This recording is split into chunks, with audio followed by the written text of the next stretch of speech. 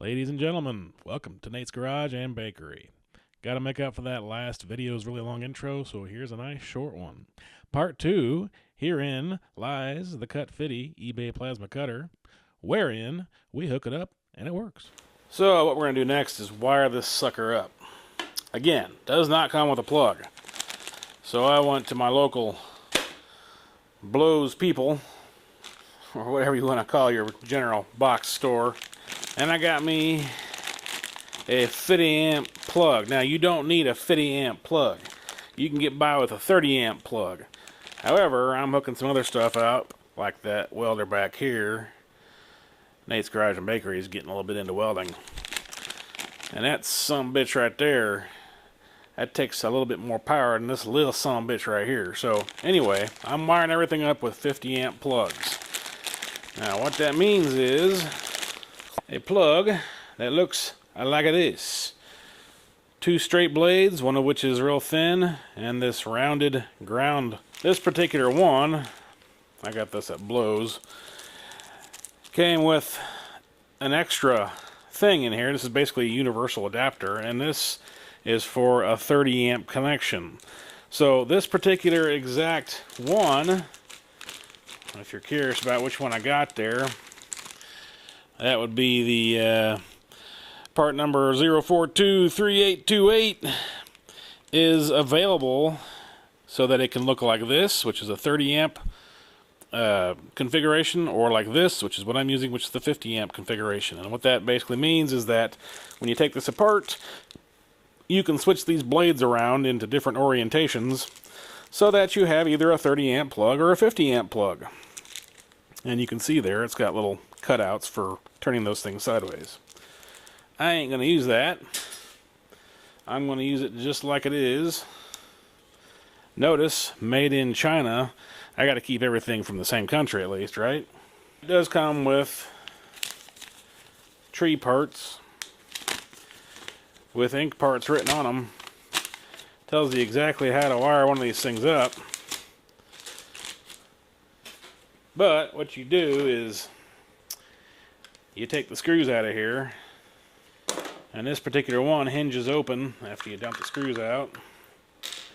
Hinges open like so, and you got your blades in here. Now if you were to use the 30 amp configuration, what you'd do is you'd take that other blade that looks just like this, and you'd come in here and you'd stick it sideways so that you'd have something like that. However, since I'm, like I said, using the 50 amp configuration, so what you'll do is you'll run this cable on through this little cable clamp right here. The old crappie here comes in pretty handy sometimes for things like this where I don't want to sit here and do it by hand. And this is solely for strain relief so that you're not, you know, hanging the weight of this cord solely on these little clamps here that hold the wire in place. You don't want those being the thing that holds this into place by gravity. You want this thing being that dude. So now we got this little condom here that we're going to stick in there. It's not going to be a very good condom because it's got a hole in it. Whew, this smells like a Horror Fright store in here, man. Yeah. Here, take a whiff of that. Yeah, it smells like raw-ass rubber.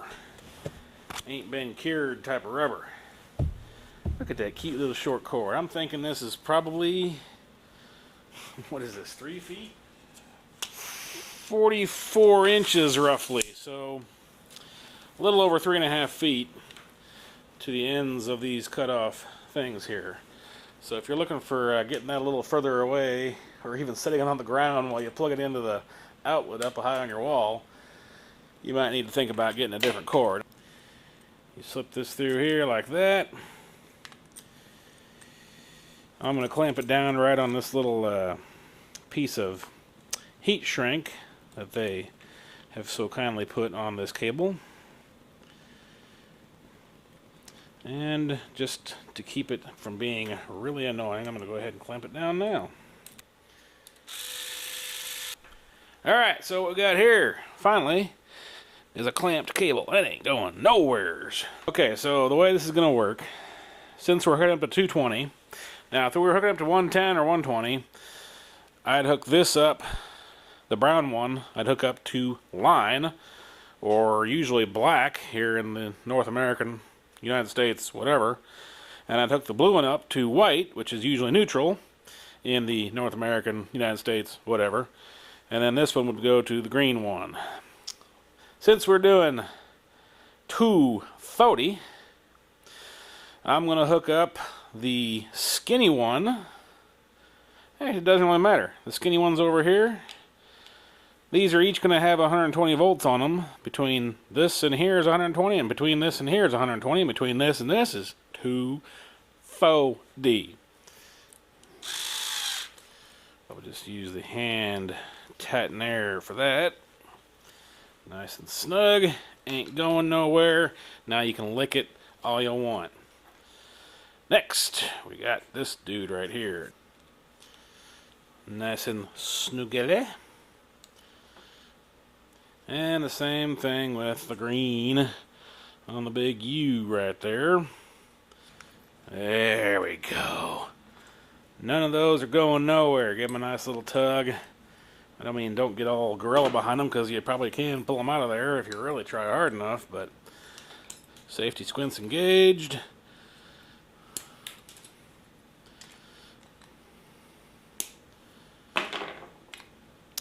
And now we're going to put these in their little homes.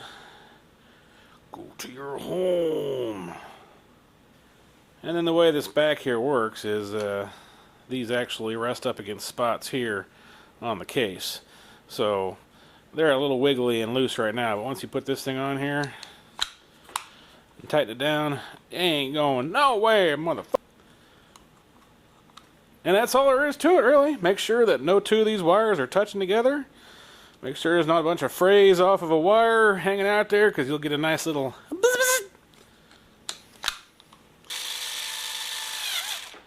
and look at that, y'all. We got us a 240 plug for our little Cut50 right here. Let's see if it works, shall we? Now, obviously, there are more things to hook up on this, like the air and the torch, etc. But I'm going to see if my plug works first, so stand back. Well, nothing's on fire yet. Let's see if this does anything, shall we? Hey, look at that. It's even got numbers on it. Shit. So, we've got something that powers up now. That's step one. Whew, that's got some capacitors in it. Check out how long it's running after it's been turned off. Holy shnikes. Just to show you, power goes on. Now I'm going to turn this off by pulling the plug back here, not by flipping the switch. And you'll see that it goes on for a while.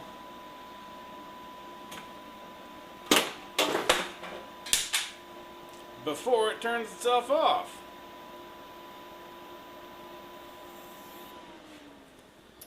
That, my friends, is a capacitor or 2 or 5.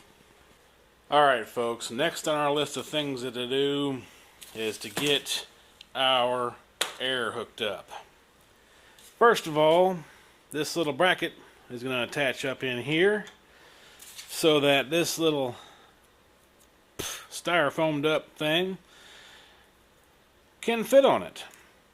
And the way that works is this little thing here, this little red ring, screws off.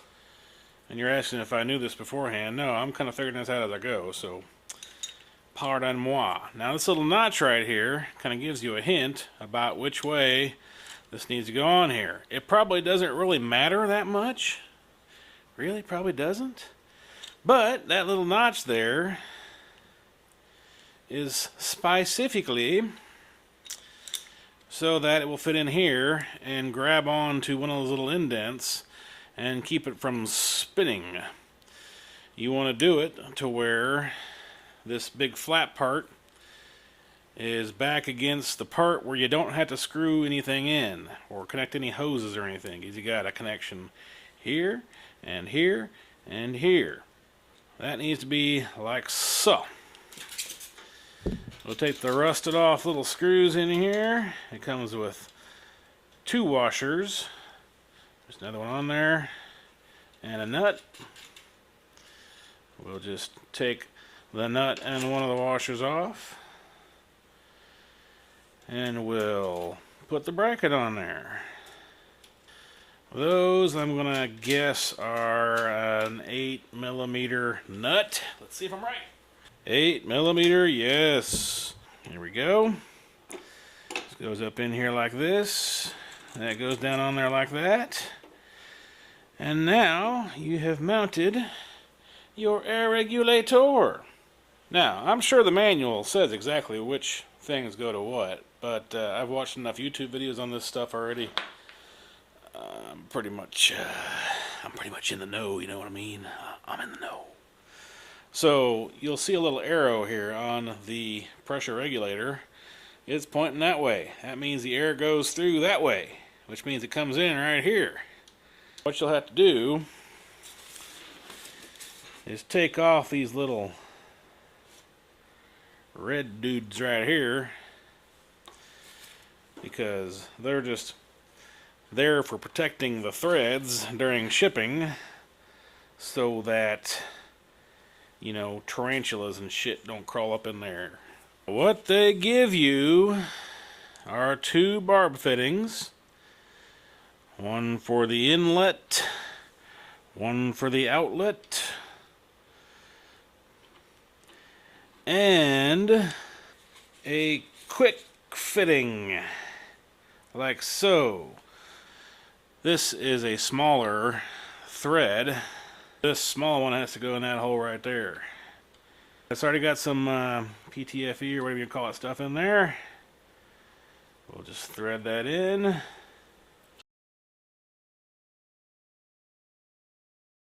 That doesn't have to be in there super squirrely tight. This one is going to wrap around and go to here.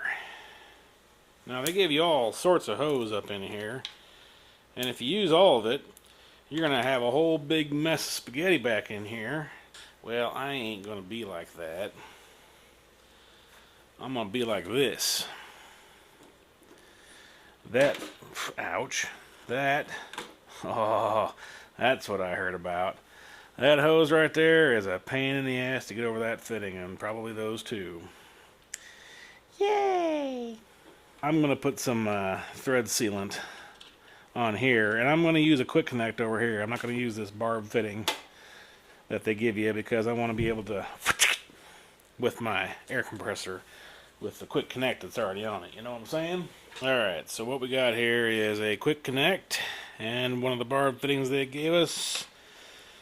That's what I'm going to put on this sucker right here. So, on the input side, so you're going to wrap it clockwise, like so. And this is a well-used, by the way. This is not a new connector, so that's why there's all kinds of crap in there. What you don't want to do is get any of this stuff up over this lip right here to where it would actually get down in the air feed.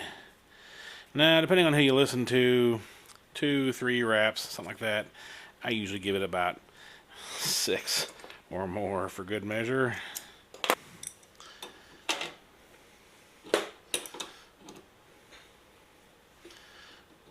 Again, you might want to support your very high quality, absolutely super strong thing here. Same deal here. Like so.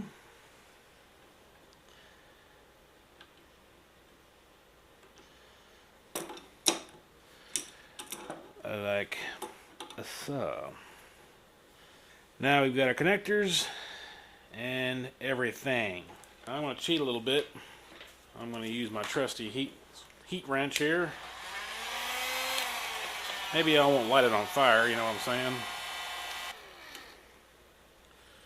It's got a little bit of play in it now.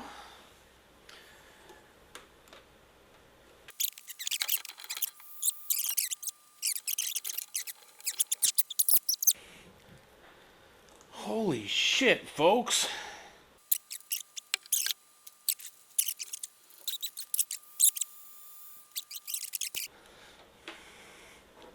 Hey, look at that. Look at that, everybody. If I can get that damn thing over the top of that stupid barb. Holy crap on a stick. Well, it should never damn come off. There we go. It's on there now.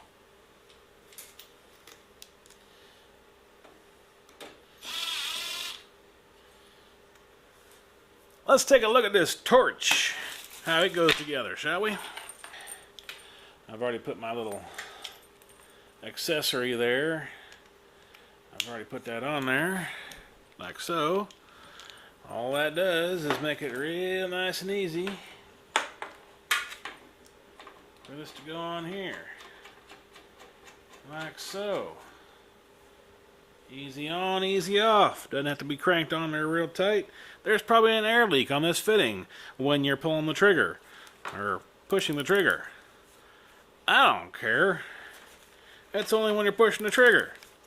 So you'll connect that there. You'll take the control lead right here, little 2-pin thing. It's got a divot in one side, so it can only go in this way, one way, which doesn't make much sense because all this is really doing is closing the contact. But whatever the case may be, you take that, you put it in there, you screw it all about,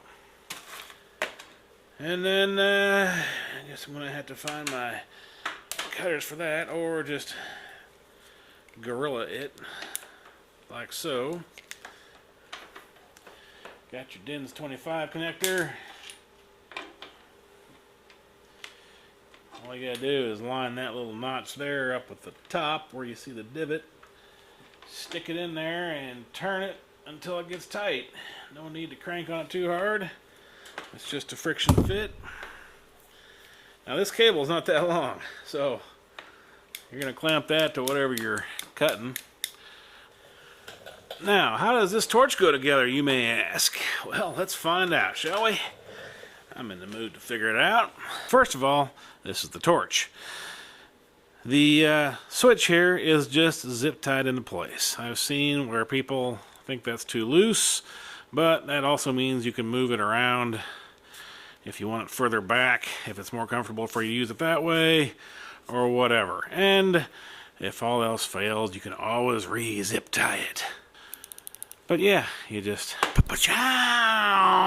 and cut through something that's not obviously wood. Has to conduct electricity. The way this works, it's already assembled, mine is at least. You got the cup here. There's several extra cups in there. You got the tip, I believe is what that's called. You got the swirl ring. You got the nozzle. Those are your consumables. They give you, at least in this kit, and depending on which one you get, they might give you several more or something. They give you these extras. These are pretty much universal. It doesn't matter which way those go on there. There's not actually a hole in there. It's just a, so that's not a nozzle, it's a tip. Goes in there, it just conducts electricity from there to there. The air comes out of these little dudes right here, these little holes right here, and the air, danged old tell you what. It doesn't matter which way this goes on here, it doesn't look like. That goes over the top of that. You get you a tip, a nozzle, whatever you call it, that does have a hole in it. That's where the plasma comes shooting out, because this creates an arc, and that air blows the arc, and that's what plasma is blown hot air. And you take one of these, that's threads right on here, you slip it over the top of there, whack, whack, whack, whack, whack, whack, whack. I don't know yet whether it matters if this is crossed this way or at a 45-degree angle, or if it really is going to matter or not. That is yet to be determined. There you go. Simple as that. Okay, I've got the research done now to where I know what bar I need to set this to. Somewhere between 30 and 60 psi. So if I set it to 60 psi, that's roughly 4 bar, 4.1 something bar. So let's go ahead and pump up the volume. Now, how much air pressure you actually use probably depends quite a bit on how thick of stuff you're trying to cut. I'm just going to kind of wing it for now. This being the first time I've ever tried this, the first time I've ever plasma cut anything, and you're going to see it right here on YouTube. Got it set way over there close to the wall because that's how short the power cord is. Got my work clamp set up to my cheapo welding table. Got the stuff I'm going to cut on, some of my welding practice materials clamped to that table. And I got my torch over here. Yeah. So I got my air turned on. Now I got my unit turned on. It says I got power. I think that's overcurrent is what OC stands for. Alright, so we got to turn it to 40 right now. Let's, I don't know, let's do 45 amps. 40, you can see, this is me screwing around. This is me having no freaking idea. So, will it work? We're going to find out. Like I said, I've never tried this before, so this is not one of the pilot arc models, so that means it's not going to just magically start itself. There's nothing going on right now because I'm not holding the thing down. There's your air, and it's going to continue on after you lift the switch off, so that's roughly a second and a half or two of air after you let go of the switch, and that's just to blow out the remaining junk, I suppose, out of your cut. So I got my Shade 9 welding helmet thing set up. Here goes nothing. I'm going to try it because I think this is how it works. I'm going to try it to where I touch it to the metal, then pull the trigger. I believe that's how you're supposed to start it. It's, like I said, it's not a pilot arc. It's a high frequency. I don't know. Is that what it's called? I don't know. We're going to find out, folks. Here we go.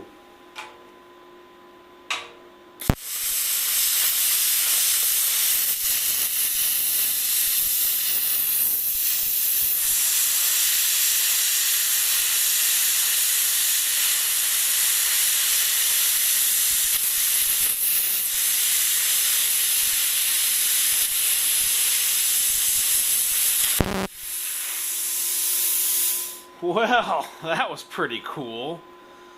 Now, I got another piece of metal down here. that was really damn cool is what that was. Another piece of metal down here I kind of forgot about.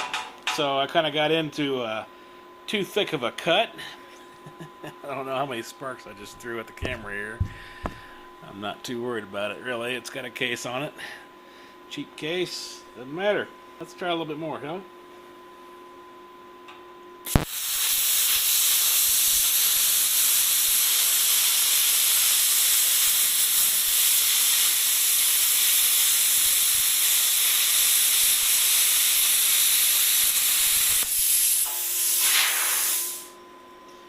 Yeah, so all I'm doing here is touching down, pulling trigger, and dragging, baby. I'm going to go ahead and crank the amperage up a little bit. I'm going to go for the whole 50.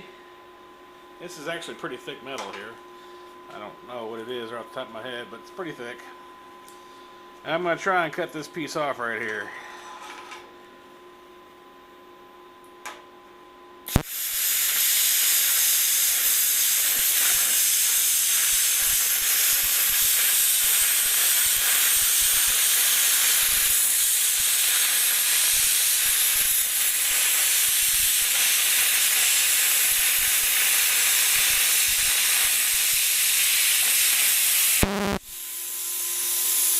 Wow.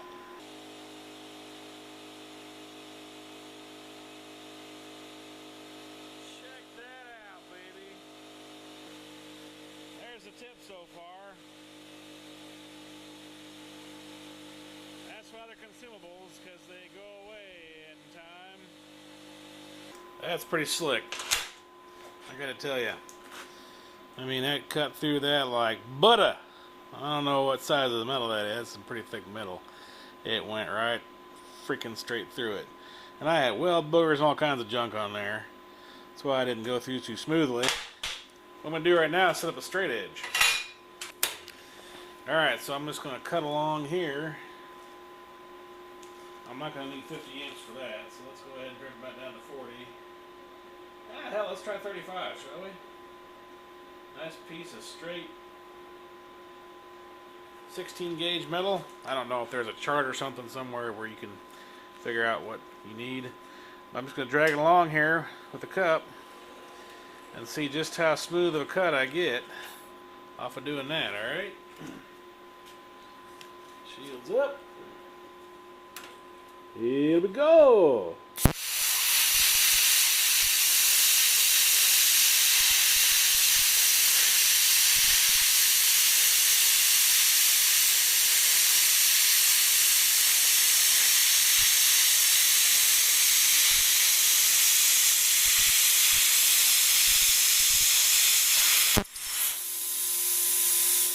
I gotta say, that is damn cool. Air and electricity. Pow! Metal. Cut. Bitches! Alright, YouTube. I'm out. Oh, yeah. It's another one of the books here at Nate's Garage and Bakery. It kinda makes me wanna rap! Yo, that'll be all for this episode. Please subscribe and thumbs up the video unless you don't like my web content. In either case, please feel free to comment. Word to your mother.